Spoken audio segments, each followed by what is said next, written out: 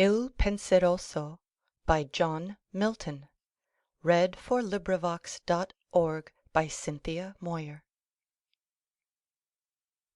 Hence, vain deluding joys, the brood Of folly without father bred!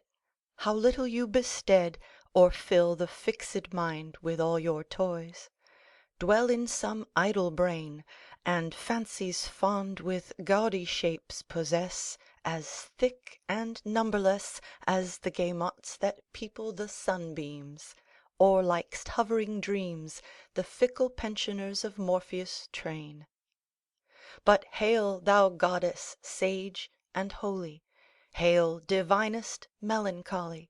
Whose saintly visage is too bright To hit the sense of human sight, And therefore to our weaker view O'erlaid with black, staid wisdom's hue; Black, but such as in esteem Prince Memnon's sister might beseem; Or that starred Aethiop queen that strove To set her beauty's praise above The sea nymphs, and their powers offended.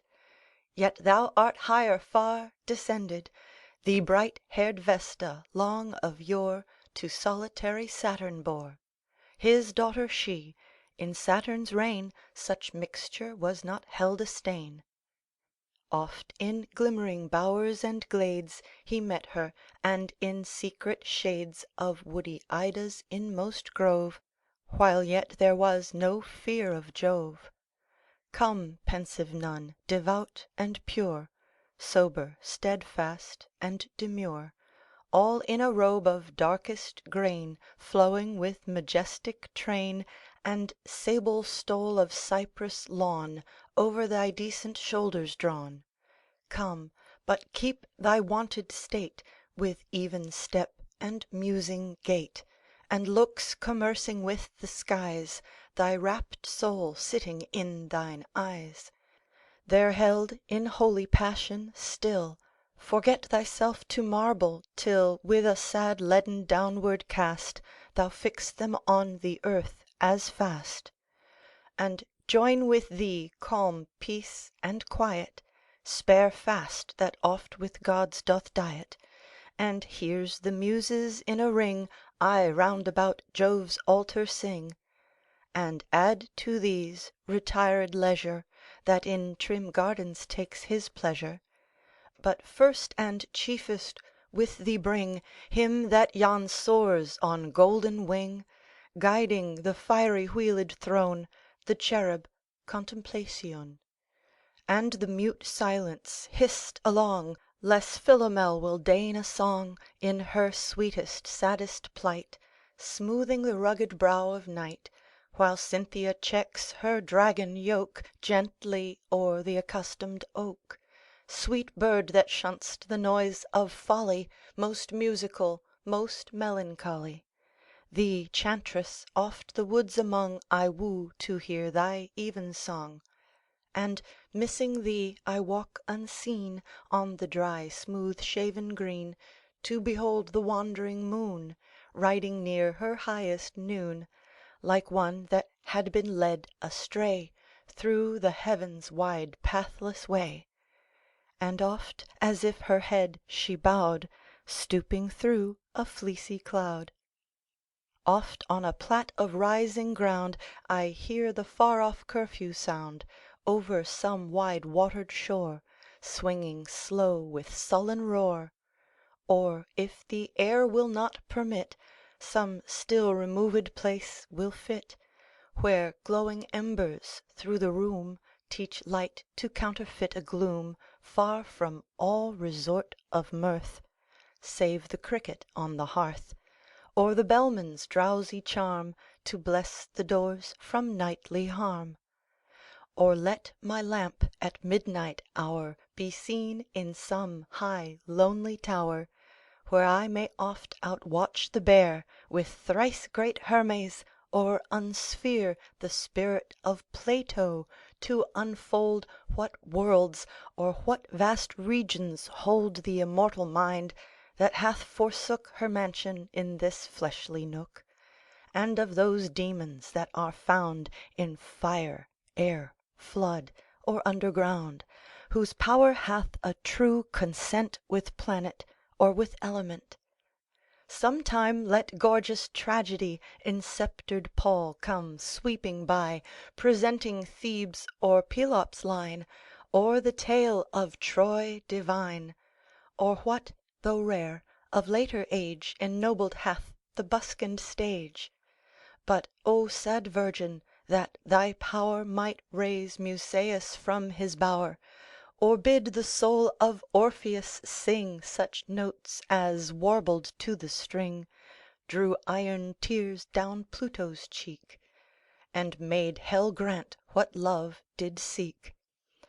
Or call up him that left half told the story of Cambuscan bold, of Campbell and of Algarsife, and who had Canachie to wife, that owned the virtuous ring and glass, and of the wondrous horse of brass, on which the Tartar king did ride. And if aught else, great bards beside in sage and solemn tunes have sung, of tourneys and of trophies hung, of forests and enchantments drear, where more is meant than meets the ear. Thus, night, oft see me in thy pale career, till civil suited morn appear, not tricked and frounced as she was wont, with the Attic boy to hunt, but kerchiefed in a comely cloud, while rocking winds are piping loud, or ushered with a shower still, when the gust hath blown his fill, ending on the rustling leaves with minute drops from off the eaves.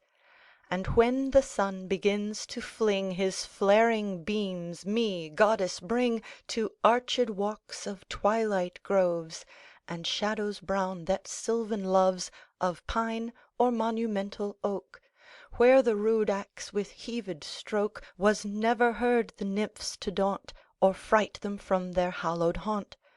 There in close covert by some brook, where no profaner eye may look, hide me from day's garish eye, while the bee with honeyed thigh, that at her flowery work doth sing, and the waters murmuring with such consort as they keep, entice the dewy feathered sleep, and let some strange mysterious dream wave at his wings in airy stream of lively portraiture displayed, softly on my eyelids laid.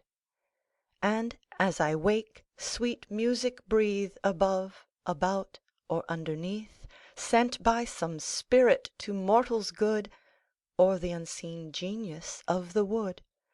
But let my dew feet never fail to walk the studious cloisters pale, and love the high embowed roof, with antique pillars massy proof, and storied windows richly dight, casting a dim religious light.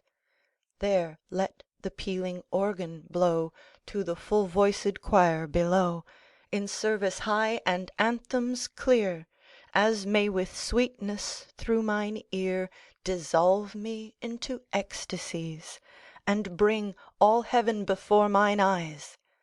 And may at last my weary age find out the peaceful hermitage, the hairy gown and mossy cell, where I may sit and rightly spell of every star that heaven doth show, and every herb that sips the dew, till old experience do attain to something like prophetic strain.